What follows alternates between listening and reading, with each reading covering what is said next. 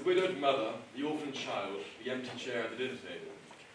There can be no doubt that the spectre of war is one which spans entire generations in her reach. We have all here known, or at least read about the horrors of armed conflict.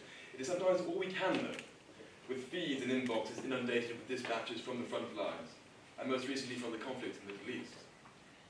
That we maintain standing armies and commemorate the glories of bygone eras is therefore a bizarre paradox. It is an attitude which points to, above all, a certain fatalism, the inevitability of conflict. Consequently, the discussion of war should not be framed in terms of eradication, but of mitigation. What can we do as a global society to mitigate the afflictions of warfare, and more pertinently, what can we do as the West, continental Europe and North America, to prevent, as best we can, atrocity, inhumanity, and villainy? Ladies and gentlemen, I do not stand here tonight to give you some jingoistic drivel, or discourse on how the world was some kind of halcyon paradise when the West controlled it through her means of her empires. I will instead put forward these simple arguments in favour of the motion. 1. The West, that by nature of her might, has a moral duty to intervene on behalf of the dejected, on behalf of those victims of genocides and crimes against humanity, on behalf of those innocents threatened with demise, and on the whole, we have done an all-right job at this. And secondly, that the West must strive to uphold the rule of international law, lest we let other powers seize the otherwise empty mantle. Naturally, deployment of the military instrument must be morally watertight, and a last resort. Yet, aside from military action, there exist other forms of intervention. These include economic sanctions on individuals, proscription, blockade, and assassinations of key figures. I will speak more on the military elements in the short time I have this evening, because I believe that the notion of war has seized this House's imagination the most. Too often, the West has found itself operating in Thomas Hobbes' world of no art, no letters, no society, and which is worst of all, continual fear and danger of violent death, and the life of man, solitary, poor, nasty, brutish, and short. In this Hades, the West has faced detritus of drug barons, militants, fanatics, and dictators, while attempting to stem the tide of crime and genocide still alive and well in the myriad of today's plethora of failed states. It is with this mission, coupled with the rule of international law, that we have many times intervened in foreign affairs. In 1999, for example, NATO conducted an aerial bombing campaign of Yugoslavia during the Kosovo War. The reasoning behind this was that the rampant ethnic cleansing of Albanians drove them into neighbouring states which would potentially destabilise the region.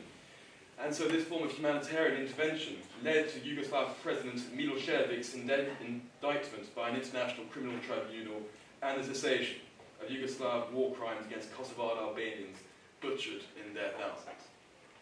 In 2000, the British intervened in Sierra Leone's civil war during Operation Palliser with the aim of evacuating foreign citizens. Their mandate later expanded to the rescue of captured UN peacekeepers and the training of Sierra Leone army battle groups. When eventually a ceasefire was called under the appropriate despots prosecuted, it was a company of Gurkhas and a Royal Naval frigate who were deployed to ensure the lasting stability.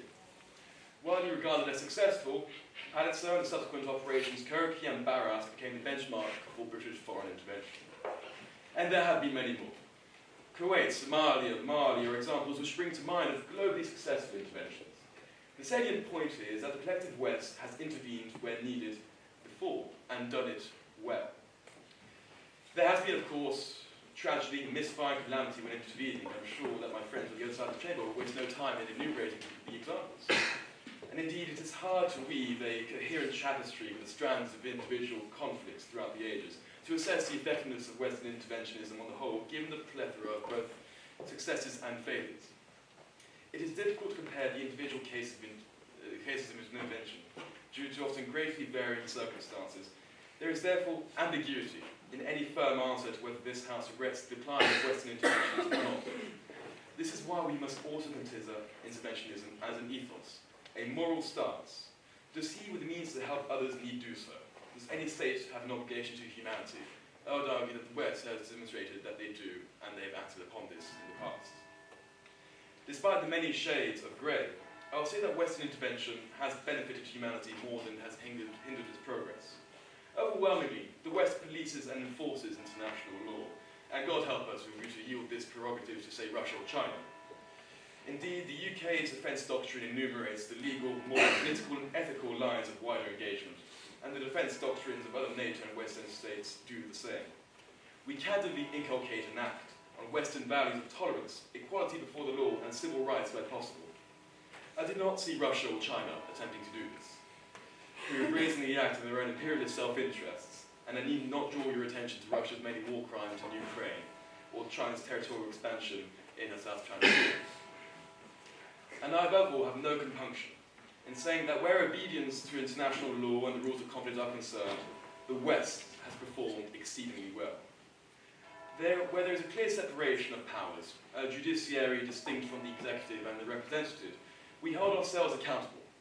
Where we have erred, we consolidate, an example of this being Australia's most decorated war veteran, an SAF soldier who committed multiple war crimes in Afghanistan. Now, do you think we can expect the same type of candid mea culpa moments from the likes of Iran, Russia, China, Saudi Arabia? I dare say no. And ladies and gentlemen, we of course acted in our own self-interest in order to preserve the balance of power. Most cynically, an example in this would be the desire to secure our stake in the Saudi Arabian oil fields during the Gulf War. Nevertheless, it cannot be denied that the West orchestrates interventions in accordance with what it can defend to be morally sound. Where we intervene, we not only project our power, but our values. Values forged in the furnace of the Enlightenment and moulded on the anvil of international arbitration. We treat those in our care as we reasonably can, because this is something which is scrutinized.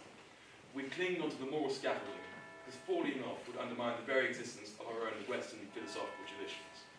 Thank you very much, and this is why we urge you to carry the motion.